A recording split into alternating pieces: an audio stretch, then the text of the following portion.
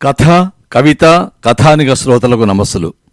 ఈరోజు మనం శ్రీమతి కాంతిశేఖర్ శలాక గారు రచించిన అమ్మ కాలేకపోయిన అమ్మ కథ విందాం. సృష్టిలో ఎవరికైనా తల్లి సత్యం, తండ్రి నమ్మకం. పెళ్ళైన ప్రతి స్త్రీ తల్లి కావాలని తపిస్తుంది.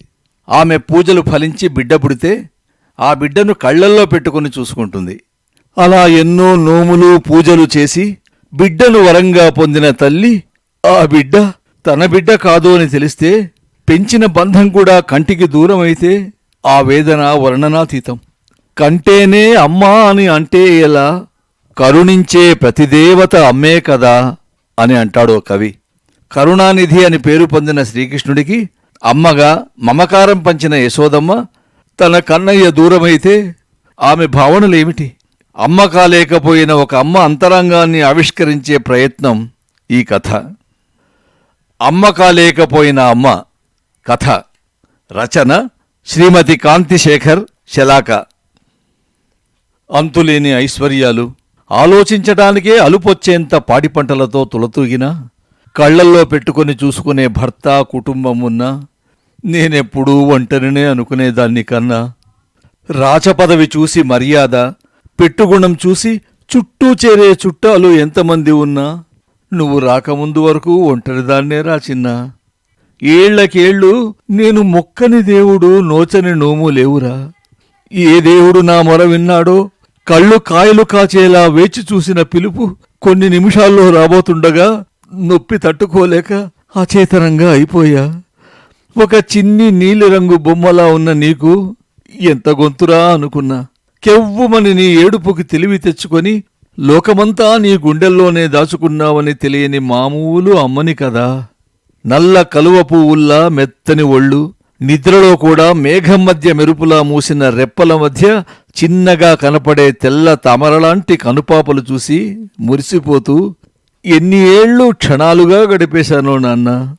ఈ పిల్లాడు ఇంతలేడు, ఎన్ని గండాలో. వీడు రాక్షసుని చంపడమేమిటో, కళా నిజమా? ఇలా అనుకుంటూ ఎన్నిసార్లు అచేతనంగా ఉండిపోయేదాన్నో. ఆడపిల్లల్ని ఆట పట్టిస్తున్నావని ఇంట్లో వెన్న, పాలు ఎంత ఉన్నా పక్కవాళ్ల ఇళ్లల్లో దొంగిలొస్తున్నావని ఊరంతా చెప్తున్నా, అందరితో పంచుకొని తిన్నావని, నా బిడ్డవని వెనకేసుకొచ్చేదాన్ని. ఒకసారి ఊరంతా ఫిర్యాదు చేస్తే ఉండబట్టలేక రోటికి కట్టేశా. చారడేసి కళ్ళు చిన్నవి చేసుకొని జలజల కన్నీళ్లు కారుస్తుంటే తల్లడిల్లిపోయాను. అల్లరి చేష్టలు చేస్తూ మన్ను తింటున్నావని చెవి మెలిపెడితే లోకాలన్నీ చూపించావు నీ చిన్ని నోటిలో. అప్పుడు కళా, వైష్ణవ మాయ అర్థం కాక చేష్టలుడిగి ఉండిపోయా. మీ అన్న నిన్ను నల్లవాడివని ఏడిపిస్తే గుండెల్లో పొదుపుకొని తెల్లావుకి నల్లదూడ కూడా పుడుతుందని ఓదార్చా. ఎదుగుతూ ఎదుగుతూ నీ అల్లరి తగ్గినా నీ రూపం మాత్రం నిత్యమోహనం. ఈ అందం నా రక్తమే అని మురిసిపోయా.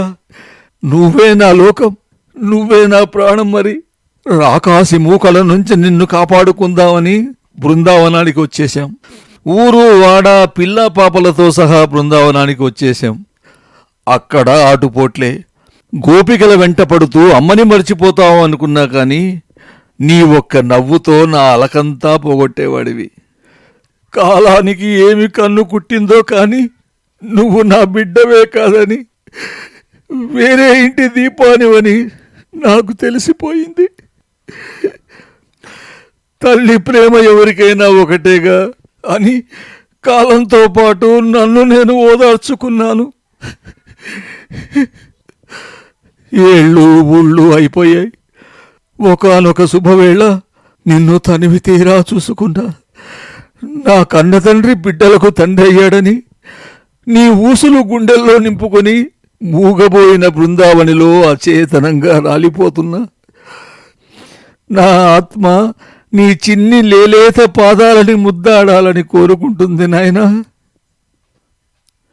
యశోదమ్మ అంతరంగాన్ని ఆవిష్కరించిన అద్భుతమైన కథ అమ్మ కాలేకపోయిన అమ్మ. ఈ కథను విన్న శ్రోతలందరికీ ధన్యవాదములతో నమస్సులు.